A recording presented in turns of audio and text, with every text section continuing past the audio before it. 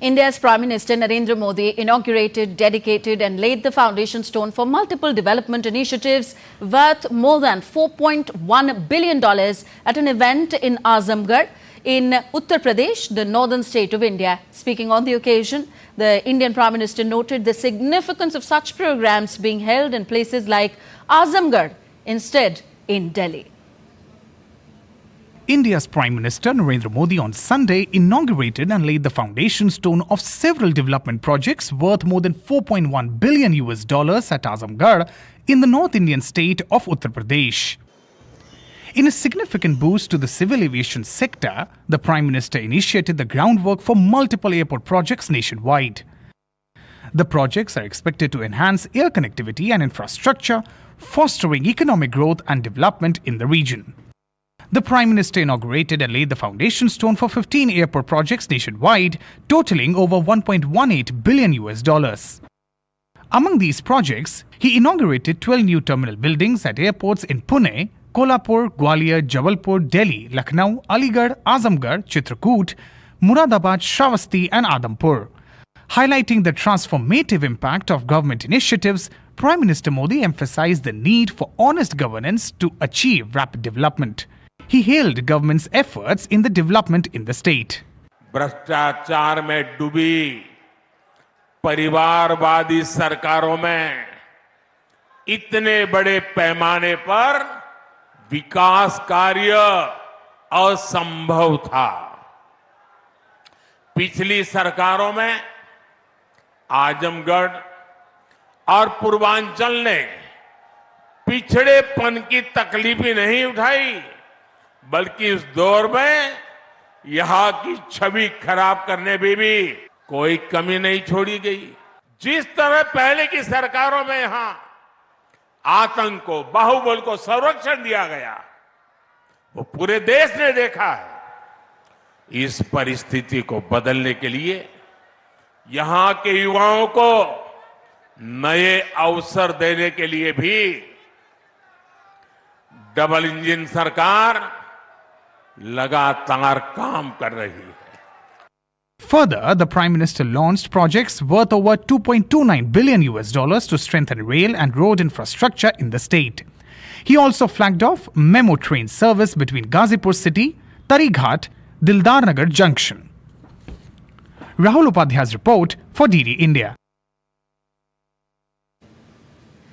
India and the European Free Trade Association (EFTA) signed a trade and economic partnership agreement today. EFTA bloc countries are Iceland, Liechtenstein, Switzerland and Norway. The deal inked today will increase stock of foreign direct investments into India across a range of sectors, including pharmaceuticals, machinery and manufacturing. Prime Minister Narendra Modi called it a watershed moment.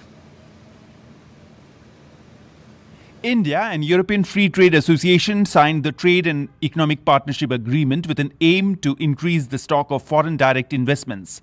India's Commerce Minister Piyush Goyal, who signed the agreement, said that the agreement marks the dawn of a new era of prosperity and mutual growth. Under this agreement, EFTA countries will invest $100 billion in India, creating job opportunities in different sectors. It's an ambitious agreement. It integrates economies and enhances flow of trade and investments. It also focuses on sustainable growth, integrates India with many new global value chains, and promises huge business opportunities and employment opportunities. India's Prime Minister Narendra Modi hailed the signing of the agreement between India and European Free Trade Association (EFTA) bloc countries. These countries are Iceland, Liechtenstein, Switzerland and Norway. As a watershed moment in the bilateral relationship between India and EFTA bloc countries, PM Modi said India will extend all possible support to facilitate industry and business to achieve the committed targets. EFTA is an important regional group with several growing opportunities for enhancing international trade in goods and services. Representatives attending this meet from EFTA bloc hailed the signing of agreement as historic. This step proves that we have taken our ambition and commitment to conclude a treaty seriously and that we have constantly expanded and deepened our friendship. I strongly believe that this agreement, which is so much more than an agreement, it is a partnership, will bring a lot of opportunities for all our countries. India's External Affairs Minister Dr. S. Jaishankar met Iceland's Foreign Minister Bjarni Benediktsson on the sidelines of the India-EFTA meeting. Both of them discussed new areas of collaboration, investment and trade. EFTA has 29 free trade agreements with 40 partner countries, including Canada, China, Mexico and Korea. With inputs from Jessica Taneja, Shagnik Chakraborty, DD India. While India-EFTA deal promises stronger bilateral trade and reduction in tariffs, Swiss chocolates and watches could become cheaper as a result. Here's what Swiss State Secretary for Economic Affairs told DD India correspondent Jessica Taneja. Swiss State Secretary for Economic Affairs Ellen Purlikana joins us here in New Delhi. And thank you for taking our time and speaking with us. Today's been an important day for both India and EFTA countries. We heard Minister Goyal say that you were the force behind this entire deal that was being bargained and negotiated on various factors. Tell us a bit about that. Well, you know, negotiating a free trade agreement is very much a people-to-people's business. So I think it was important. And that's maybe why he singled me out. I came 7 times to India to meet him in person over the past 12 months. And we've also met in Europe, and I last saw him in Abu Dhabi, where at the 13th Ministerial Conference of the WTO. So I think that these face-to-face meetings really helped us to understand and to agree on 2 important principles. One, that we really wanted to have a balanced deal. We wouldn't, be comfortable if one of the 5 felt that there wasn't anything in it for them. And then secondly, I think from the get-go we said that we're going to respect each other's sensitivities, because in trade there are always sensitivities. You also spoke about keeping in mind sensitivities of various sectors, both EFTA countries and India, particularly the dairy and agriculture. And that has generated a lot of interest, especially when we talk about Swiss chocolates, cheese and watches. A lot of our viewers would want to know what about that? It's a yes and no answer, because my very first time, when I visited here in India, I met Minister Goyal, and he told me dairy is off the table. So no good news on cheese. He has to really look after smallholder farmers, often also women who have too free cattle. So how can I push a tariff reduction on something like that? What about chocolates and watches then? That's the yes. That's the yes answer. So we've managed to convince the Indian team to reduce tariff both on watches and high-end luxury chocolate. So there should be good news. And if not, then somewhere the middleman or the middlewoman is asking for more profit margin. So there should be good news eventually once it's ratified and these tariff reductions kick in. Norwegian Trade Minister Han Christie Vestre called the India-European Free Trade Agreement signed on a historic day, and further said that this agreement will increase trade and investment. आज का दिन ऐतिहासिक है. This is really a day for the history books. It's a major breakthrough. This agreement will increase trade, it will increase investments, and it will increase job creation.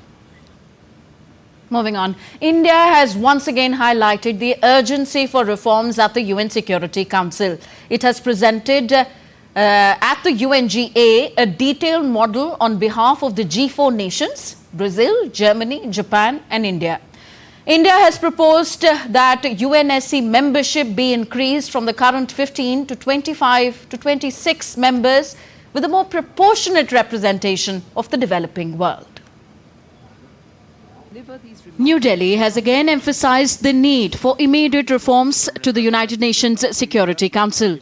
India's permanent representative to the UN, Ruchira Kamboj, pointed to the UN General Assembly on 9th of March that efforts for the reforms have been ongoing for decades, and how long will the future generations have to wait for them to become a reality? Nearly a quarter century has passed. The world and our future generations can no longer wait. How much longer must they wait? The Summit of the Future this September and the 80th anniversary of the United Nations next year are important milestones towards which we should aim to make concrete progress. The Indian representative also proposed the UNSC to adopt a more inclusive approach, warning that by restricting the UNSC's expansion to non-permanent members could intensify the disparities in its compositions. We must push forward a reform heeding the voices of the young and future generations, including from Africa, where the demand to correct historical injustice grows even stronger. Participating in the intergovernmental negotiations on Security Council reform on March 7th, India presented the G4 model for UNSC reforms. Kamboj presented the G4 model on behalf of Brazil, Germany, Japan and India. The model proposes that the Security Council's membership be increased from the current 15 to 25 to 26 members by adding 6 permanent and 4 or 5 non-permanent members.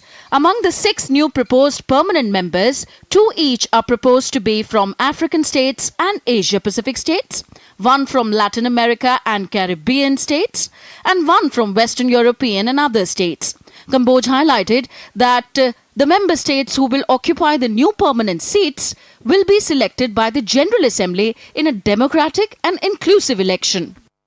Under the model, we advocate that any member, large or small, is welcome to be a candidate for a new permanent seat on a reformed council to be elected in a General Assembly election on the basis of its own merit and capacity to assume responsibility for maintaining international peace and security. The G4 model offered flexibility on the veto, an issue that has been a contentious topic among member states. Further, India proposes expansion in both permanent and non-permanent seats of the Council for effective UN reforms. As adding non-permanent seats only contradicts both the L69 model and the common African position based on the Esselvini Consensus and the CERT Declaration, which reflects the overwhelming voice of the developing world. In short, expansion in both categories of membership is the only way to address the fundamental imbalance in the Council's representation and in order to deliver effective reform. Currently, the UNSC has only 5 permanent members: the US, the UK, Russia, China and France. They hold veto powers and through its use have stalled action in the Council to address pressing global challenges and conflicts such as that in Ukraine and Gaza. Tanvi Taneja, DD India. You're watching DD India News. Still to come on this show. Nations work steadfast on building new maritime corridor for aid supplies into Gaza. US and Jordan parachute more than 11,500 meals into the embattled enclave.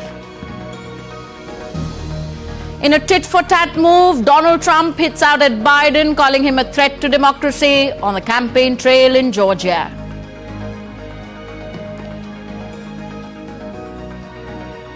Russia holds early voting for the presidential election in Donetsk.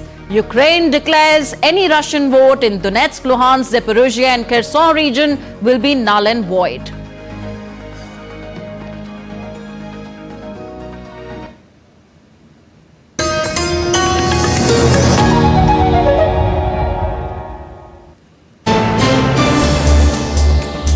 Voice of a rising aspirational world.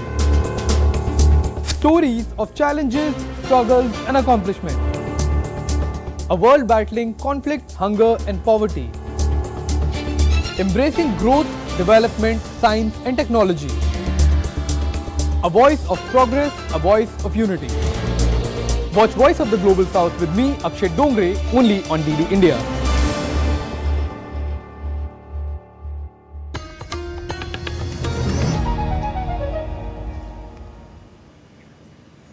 Welcome back. You're watching DD India News Hour. I am Tanvi Taneja. Former US President Donald Trump and incumbent President Joe Biden on Saturday traded salvos in the Georgia face-off. Trump hit out at Biden saying he's a threat to democracy, while Biden came out fighting on campaign trail in Georgia. DD India's Mihir Mekuri reports.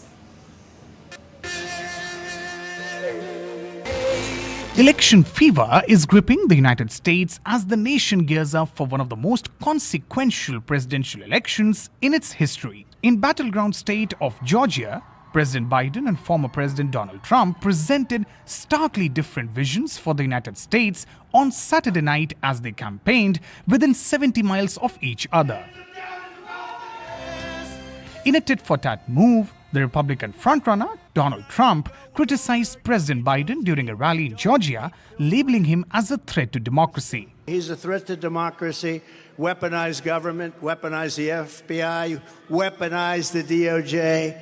He's a threat to democracy for other reasons also. Number one, he's grossly incompetent.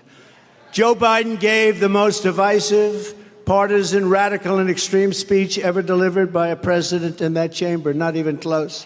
Meanwhile, Biden hammered Trump for cozying up to authoritarian leaders, including Russian President Vladimir Putin. It can tell you a lot about a person who he keeps company with. And yesterday, he was hosting at his club Viktor Orban, who says he doesn't think democracy works. Call him a fantastic leader. He said the North Korean dictator Kim Jong-un wrote him a beautiful letter. He bragged about calling Xi Jinping a king. He called Putin, and he said, do whatever the hell you want to our allies. I'm not making these quotes up. When he says he wants to be a dictator, I believe him. Trump's robust campaigning for the November polls has rekindled fervor among his supporters, heightening expectations of his potential return to the White House. We're hoping that it goes for favor for Trump. We think at this point he's going to get it. I mean, that's what we want. We're all go Trump. I'm excited about him securing the presidency for 2024. He's the best person for the job. The country was in much better position when he was president. Trump is expected to secure his party's nomination on Tuesday as Georgia, Hawaii, Mississippi and Washington states hold nominating contests. On the other hand, President Biden continues to face backlash among Democrats for his staunch support of Israel in its conflict against Hamas in Gaza, which could impact the vote in Georgia. All in all, Georgia provided a fitting backdrop for the showdown between Donald Trump and Joe Biden. This face-off marked the end of a week following the Super Tuesday primary results, where Trump solidified his position as the presumptive Republican nominee. Also, Biden's State of the Union speech, too, made a sweeping case for his second term. Mihir Mekuri, DD India. On to the Israel-Hamas conflict now in West Asia. The United States and Jordan carried out a new airdrop of humanitarian aid into Gaza on Sunday, parachuting in more than 11,500 meals. The U.S. military said. The U.S. military's Central Command said that the latest airdrop took place over northern Gaza and included rice, flour, pasta and canned food. The United States has dropped about 135,000 meals in airdrops this month, according to data from the Pentagon. After providing humanitarian aids via airdrops, the U.S. has now dispatched a ship to send humanitarian aid into Gaza by sea. As per an official statement on Sunday, U.S. Army vessel General Frank S. Besson departed the Joint Base Langley Ostis en route to the Eastern Mediterranean to provide humanitarian aid to Gaza. The vessel contains equipment for the establishment of a temporary pier for the delivery of vital humanitarian supplies. Meanwhile, an aid ship laden with some 200 tons of food has set sail from a port in Larnaca, Cyprus. It follows an EU announcement that a new sea route would be opened over the weekend to allow aid to sail directly from Cyprus, the closest EU country to Gaza. DD India's William Denslow joins us from New York now. William, tell us more about this floating harbour that the US plans to build to help get aid into Gaza by sea, and how long will it take to set this pier? Well, Tavi, we've heard from US Central Command, and they say that they have responded to the US President's request to set up this temporary pier off the coast of Gaza within 36 hours. Now we have this announcement that this military ship containing supplies for that pier is en route to the Palestinian enclave. As far as we understand it from the Pentagon, some 1,000 US troops will be participating in this operation. Significantly, according to Washington, none of those US troops will step foot into the Palestinian enclave. When it comes to the timing, well, that is a real issue of concern. Officials say it'll take up to 60 days to construct this pier. The message from aid agencies is that that is too long. This comes as the United Nations warns that a quarter of Gaza's population, that's over 500,000 people, are one step away from famine. Also, William, Gaza has no functioning port. So how is the US planning to send aid to those in need? Yeah, that's a real concern. That means that no major ships can get close to the coastline of Gaza. That is why things like temporary ports are being looked at as a means of getting more aid into the Palestinian enclave. Of course, there are also reports that similar kinds of proposals could be underway to help this EU shipment of humanitarian aid to enter Gaza via sea. You also mentioned that we have seen an increase in airdrops coming into Gaza, and that drop that we've seen in recent days into northern Gaza, which is a part of the Palestinian enclave that is in particular need of these humanitarian supplies. There are huge warnings, though, from the United Nations. We've heard in recent days from Sigrid Kaag, who is the UN Special Coordinator for Gaza. She says, and she said just a few days ago at UN headquarters here in New York, she said that supplies via sea and via air, they're all well and good, but they're just a drop in the bucket. What she said was absolutely imperative was more aid to get into Gaza via land. She says that is because supplies can come in with greater quantity, it'll be quicker. Essentially, we can get closer to matching the needs that are on the ground. That is why United Nations officials say a ceasefire is urgently needed to get humanitarian aid into the enclave, whether it's through land, whether it's through sea or by air. Thank you very much, William, for those updates. William Denslow joining us from New York. Now, Russia has launched early voting for the presidential election on Sunday in the city of Donetsk in its controlled region in eastern part of Ukraine. In December 2023, Russia's Central Election Commission announced the presidential election on March 15th to 17th, 2024. And it said that it will include voting in 4 regions of Ukraine that Russia claims as its own territory. Ukraine has said that any Russian vote in Donetsk, Luhansk, Zaporozhye and Kherson regions will be null and void, and that it will prosecute any observers sent to monitor voting. Back to Asia, India's vibrant development partnership with Mauritius constitutes a key pillar of the bilateral relationship. India's President Draupadi Murmu will embark on a visit to Mauritius to attend their National Day celebrations on 12th of March as chief guest. She will also hold talks with top leadership of the country. India enjoys close and long-standing relations with Mauritius. To further strengthen that bond, India's President Draupadi Murmu will attend the National Day celebrations of Mauritius on 12th March as the chief guest. A contingent of the Indian Navy will take part in the celebrations along with 2 ships of the Indian Navy's 1st Training Squadron, INS Tir and CGS Sarthi.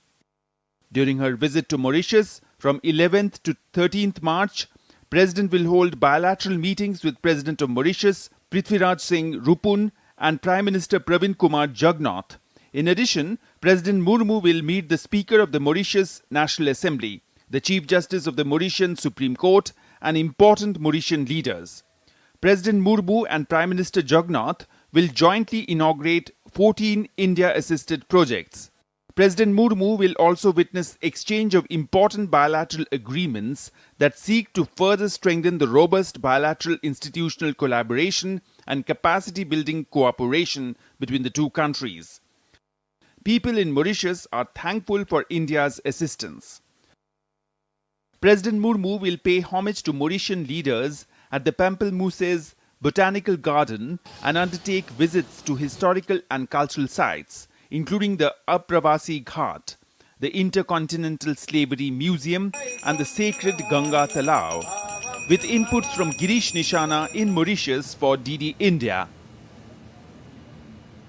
Next in DD India News Hour, we take a look at other stories making news around the world. An explosion occurred within the bustling Bakara market, a prominent hub in Somalia's capital Mogadishu, resulting in the destruction of numerous shops and claiming the life of at least one individual on Sunday. This incident marks the second blast to hit Bakara market in slightly over a month. Pope Francis offered his prayers for Haiti, where months of violence have pushed the government to the brink of collapse. Haiti entered a state of emergency last Sunday after armed gangs broke thousands of inmates out of prison. The Russian Football Union presented the new kit for the national football team ahead of its friendly matches against Serbia and Paraguay. The previous technical sponsor, sportswear company Adidas, suspended its uniform deal with the Russian national football team in direct response to Russia's operation in Ukraine.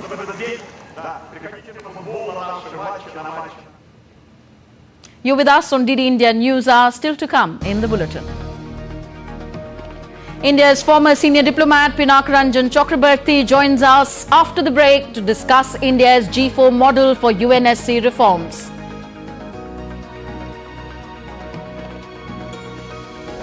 Pakistan's Asif Ali Zardari takes charge as president for second non-consecutive term.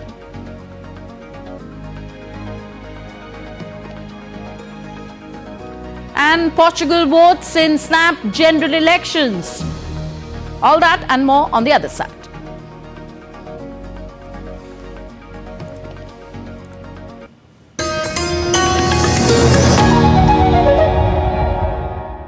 That never stops, where information shapes our reality.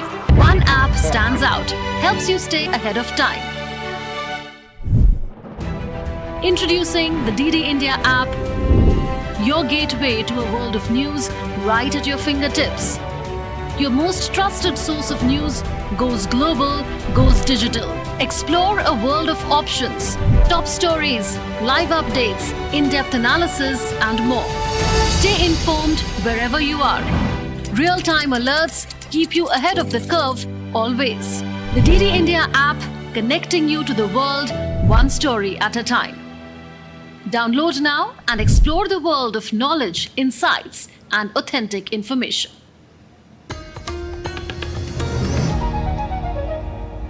Welcome back. You're watching DD India News Hour. I'm Tanvi Taneja. A quick look at the headlines we're tracking at this hour. India and the European Free Trade Association signed Trade and Economic Partnership Agreement. The agreement to bring significant economic benefits, increase FDI inflows in India in the next 15 years. Prime Minister Modi calls it a watershed moment. Prime Minister Narendra Modi's development push continues. Multiple development initiatives launched in Azamgarh in Uttar Pradesh. Another initiative on women empowerment launched in central Indian state of Chhattisgarh. India pushes for reform of the UN Security Council, presents the G4 model on behalf of Brazil, Germany and Japan. Permanent representative to the UN, Ruchira Kamboj, says world and future generations can no longer wait for reform.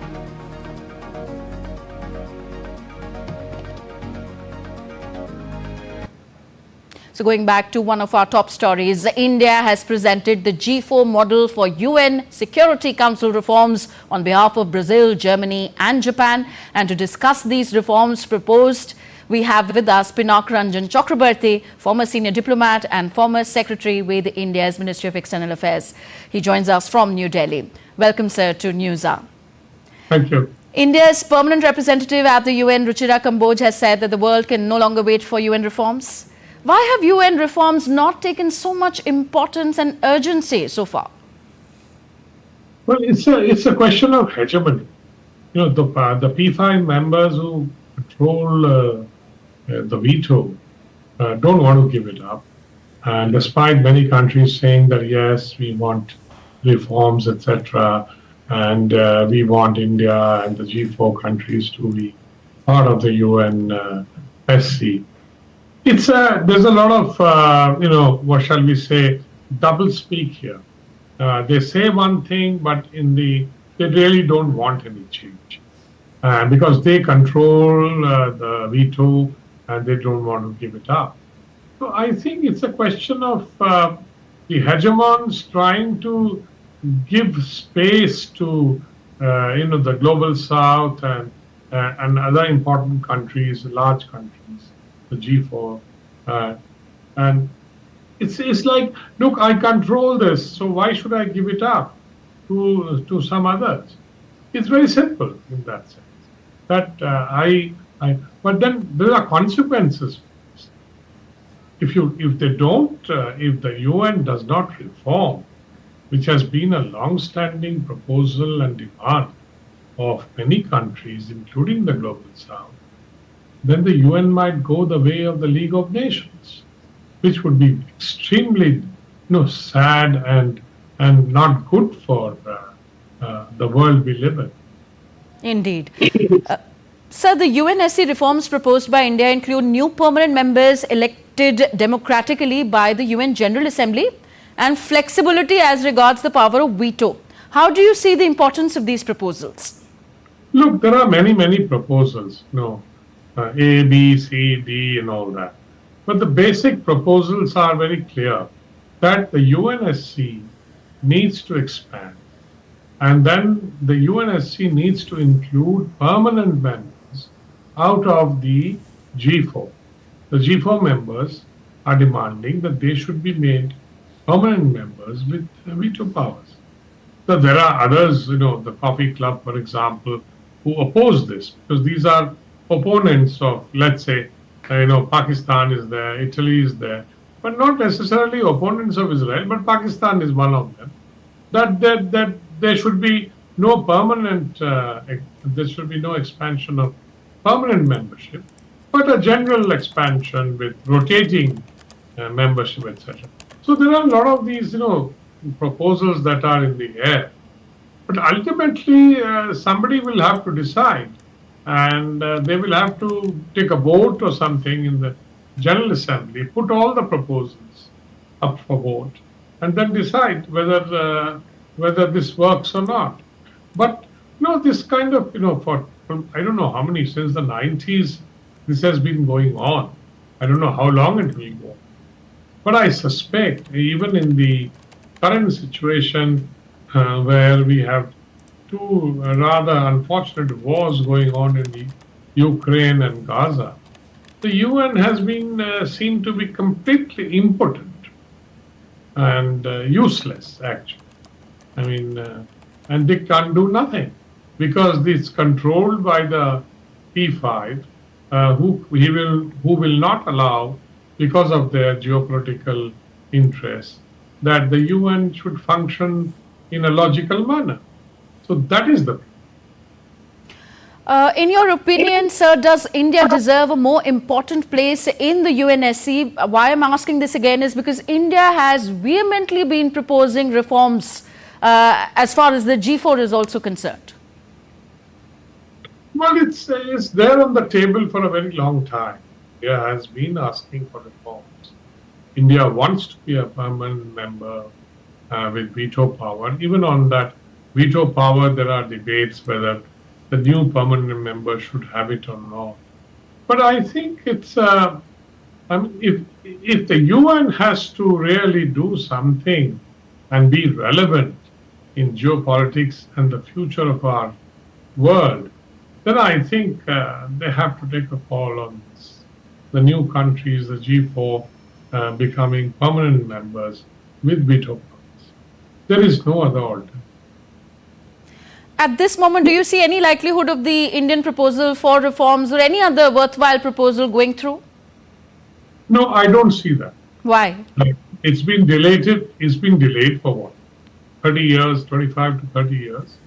And we know that the P5 members, even those who mouth,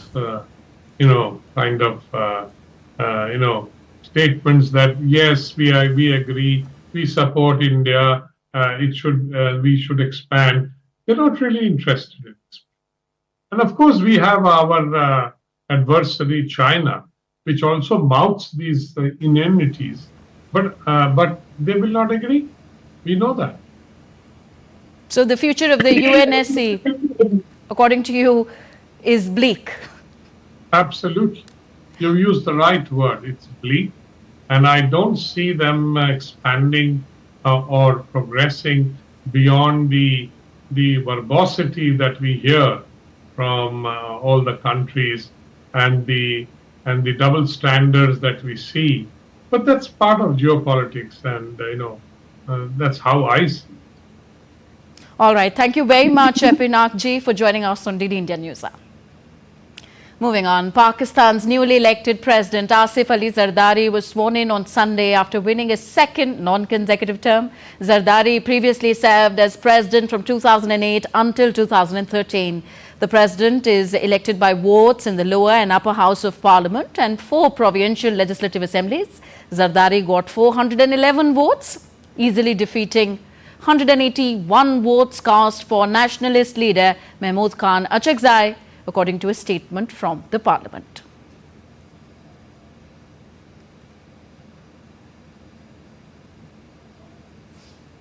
I will accept as may be.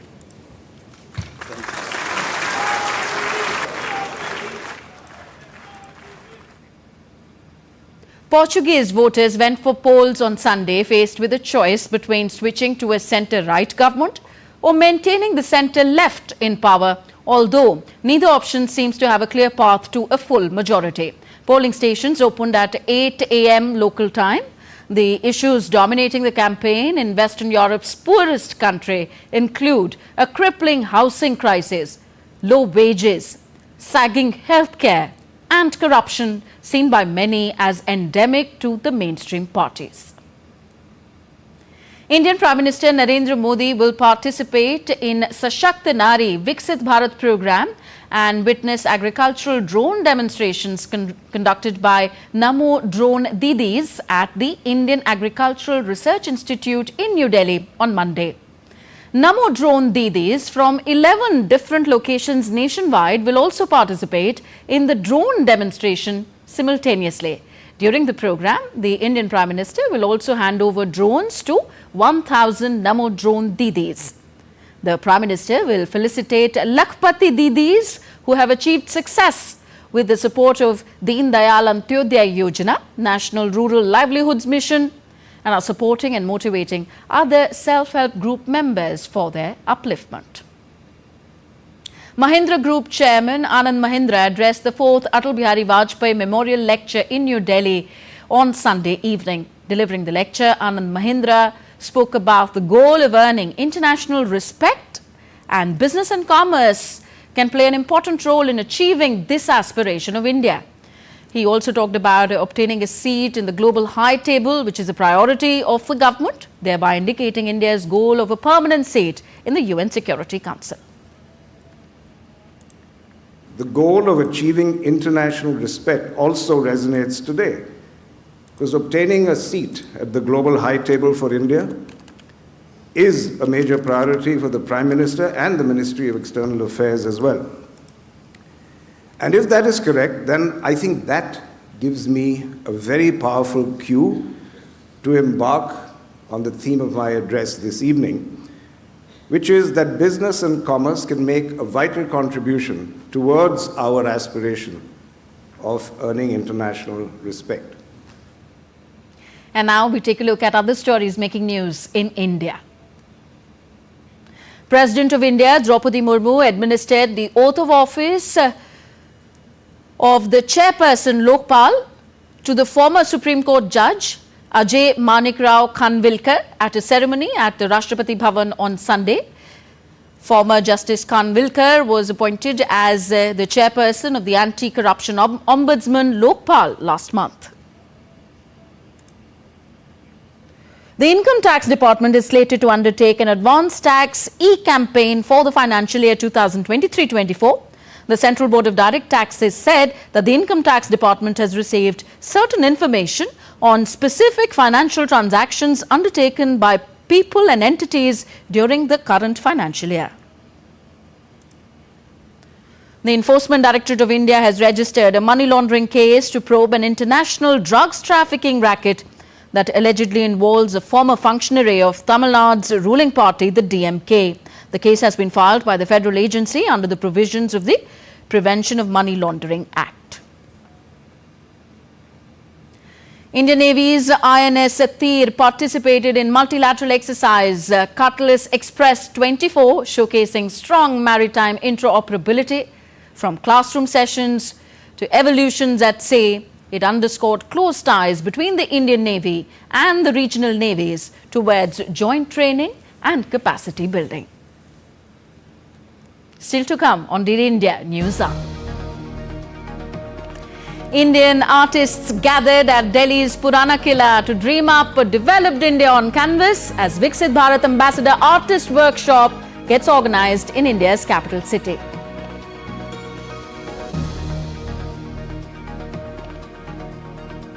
And in sports, the Indian duo of Satvik Sairaj Rankireddy and Chirag Shetty to clash for the title at the French Open Badminton. Hollywood's biggest night of the Oscars at Dolby Theatre in Los Angeles awaits us all.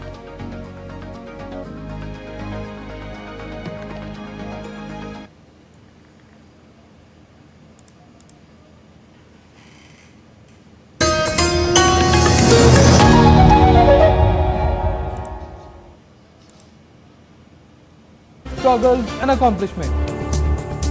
A world battling conflict, hunger and poverty.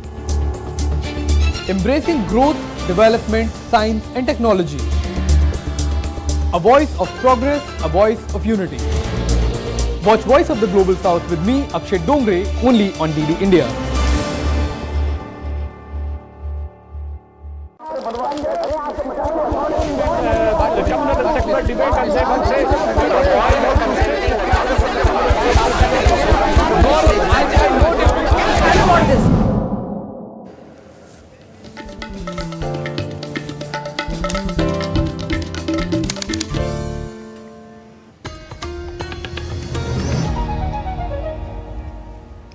Welcome back. You're watching DD India News Hour. I am Tanvi Taneja. In a bid to promote the vision of a developed nation through artistic expression, Viksit Bharat Ambassador Artist Workshop was organized in New Delhi on Sunday. The one-day workshop under the aegis of the National Gallery of Modern Art and Lalit Kala Academy echoed the essence of art through the alleys of the old fort Purana Killa in New Delhi. India's Minister for External Affairs Dr. S. Jaishankar and Minister for Commerce and Industry Piyush Goyal attended the Viksit Bharat Ambassador Artist Workshop in New Delhi.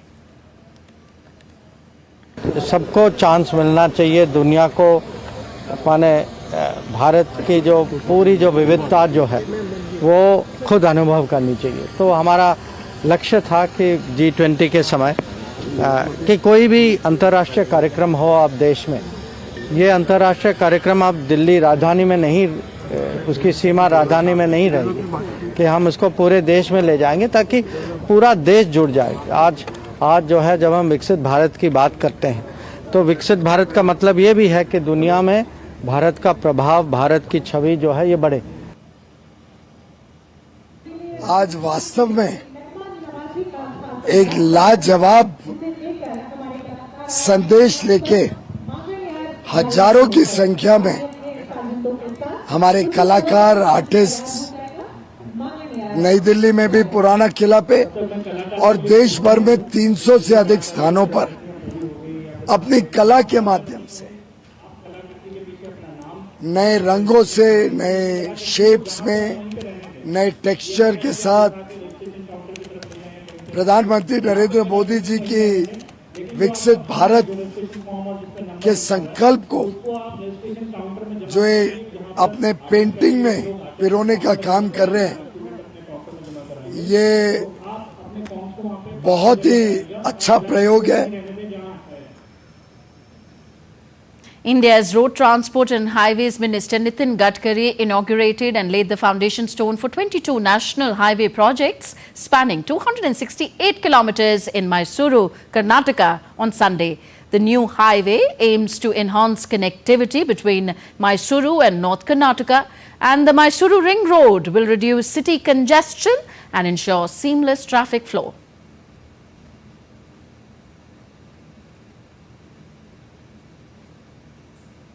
India's Union Minister of Minority Affairs and Women and Child Development, Smriti Irani, virtually laid foundation stone for 38 projects approved under the Buddhist Development Plan under Pradhan Mantri Jan Vikas Karyakram in the Indian states of Himachal Pradesh, Uttarakhand, Arunachal Pradesh, Sikkim and the Union Territory of Ladakh. हमारे वरिष्ठ मंत्री अरुणाचल प्रदेश से आलो लिबांग जी ने विशेष रूप से कहा कि अरुणाचल प्रदेश में अभी भी कुछ मॉनेस्ट्रीज के इर्द गिर्द इंफ्रास्ट्रक्चर के संदर्भ में वो प्रपोजल भेजना चाहते हैं। मैं निश्चित रूप से उन प्रपोजल्स का स्वागत करूंगी और आश्वस्त करती हूं कि प्रधानमंत्री जी ने विकास और विरासत का जो समन्वय हमसे अपेक्षित किया है, हम वो विशेष रूप से बुद्धिस्ट डेवलपमेंट प्लान के अंतर्गत उसे स्थापित करेंगे। Sri Lanka's Ministry of Foreign Affairs commemorated the Indian Ocean Rim Association Day at the iconic Golf Face Green on Sunday. Festivities encompassed awe-inspiring skydiving and parachute demonstrations along with an equestrian showcase by Sri Lanka's Tri-Forces. Currently presiding over the helm of the Indian Ocean Rim Association until 2025, Sri Lanka is joined by India as the Vice Chair, poised to ascend to the chairmanship in 2025.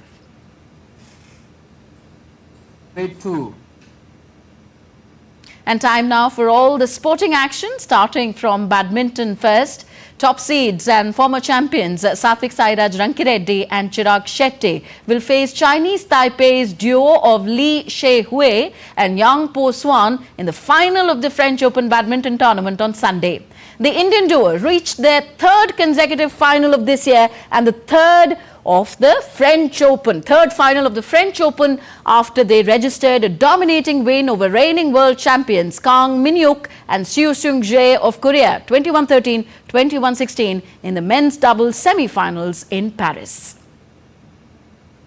With 5 debutants in the recently concluded India-England cricket test series, the talent pool in Indian cricket is continually on a rise, and with the Indian Cricket Board, the BCCI, emphasizing more and more on domestic cricket, the list of players emerging is truly remarkable.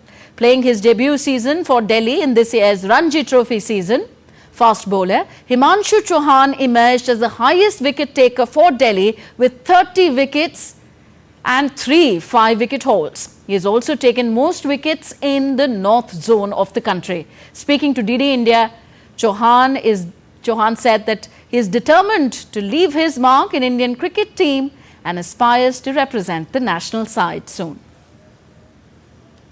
किसी भी player के लिए Ranji trophy एक बहुत बड़ी चीज़ है और मुझे चांस मिला और मैंने अच्छा करा तो इससे मुझे कॉन्फिडेंस मिला है और इस कॉन्फिडेंस को मैं कैरी अवे करते जाऊँ। हमारा जो मेन मोटिव था वो मैचेस जीतने का था। टोटली मैंने अपनी टीम के लिए जो भी करा सब टीम के लिए था। अपने टीम के लिए मैंने अपनी विकेटें निकाली, इंपॉर्टेंट विकेटें निकाली। सर बेसिकली ये मेरे लिए बहुत अच्छा चांस है। जैसा कि आप देख रहे हैं कि बहुत फास्ट बॉलर के डेब्यू हो रहे हैं तो एक मोटिवेशन मिलती है कुछ करने की, एक जागरूकता आती है ताकि मैं भी शायद उस लेवल पे अपने आप को एक दिन देख सकूं, इसलिए मेरी मेहनत करने की चाहत और बढ़ जाती है। Aspiring cricketer Himanshu Chauhan there for you. So as shorter versions of the game are coming up, Test cricket is in the need of a revival, and inspiration for it can be found in the UEFA Champions League. A home and away format like in football promises to inject excitement and competitiveness into the traditional format. Well, it's time to reimagine Test cricket for a new era of fans and players alike. How? DD India's Narayan Singh tells us more. Test cricket, the epitome of sports' longest format, has been grappling with predictability for quite some time now. The mantra seems simple: play at home and victory is almost assured. This trend has raised concern about the competitiveness and appeal of the Test cricket, prompting calls for innovation to breathe new life into the game. While the inception of the World Test Championship was a commendable effort to infuse excitement into the traditional format, but many argue that it falls short of addressing the core issues. However, drawing inspiration from football, particularly the UEFA Champions League, Test cricket can embark on a transformative journey towards greater competitiveness and relevance. Imagine a scenario where Test cricket adopt a dynamic home and away format similar to Europe's premier football tournament, Champions League. Picture a 5-match series between cricketing giants like India and England being contested in both the countries, with 3 test matches taking place in one nation and 2 in other, with the pattern reversed in the subsequent series. This format promises to inject meaning and intensity into every encounter. At present, the home advantage in Test cricket often proves decisive, rendering the 5th test mere a formality, a dead rubber devoid of significance. By adopting a home and away structure, series would remain fiercely competitive for longer durations. Additionally, this format would elevate the value of away victories, which are currently overshadowed by the dominance of home teams. However, implementing such a radical change requires meticulous planning and coordination among cricket's governing bodies. Concern about player workload, scheduling conflict, and logistical challenges must be addressed to ensure the seamless execution of this vision. Test cricket stands at a crossroads, poised for transformation. By embracing innovation inspired by the world football, the traditional format can reclaim its status as a pinnacle of the sport. A home-away format promises to inject excitement, competitiveness and relevance into the Test cricket, captivating the audience and ensuring its longevity in the ever-evolving landscape of modern sports. It's time for cricket to take a bold step forward, embracing change while honoring its rich heritage, a journey that begins with reimagining the very essence of Test cricket. Narayan Singh's report for DD India. And preparations at the Oscars red carpet have reached their crescendo as crews looked set to host Hollywood's biggest night on Sunday at the Dolby Theatre in Los Angeles. The 96th Academy Awards crews have started putting together the big stage. The gala event will begin at 4 a.m. Indian Standard Time. The show will be hosted by Jimmy Kimmel. This year's carpet theme is focused on elegance and honouring the tradition of the Academy Awards with the return of the red carpet after last year's white carpet experiment. Director Christopher Nolan's global blockbuster Oppenheimer is dominating the nominations, earning an impressive 13 nods.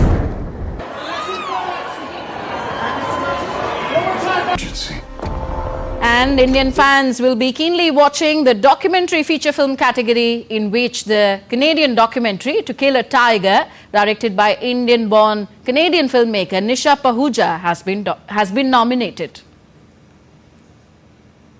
That's it in this edition of DD India News Hour. Do let us know your thoughts on the news of the day. Connect with us on Facebook, X, formerly Twitter and Instagram at DD India Live. We will be back with more news as it breaks here on DD India. I'm Tanvi Taneja from my entire team in New Delhi. Thank you for watching. Namaskar.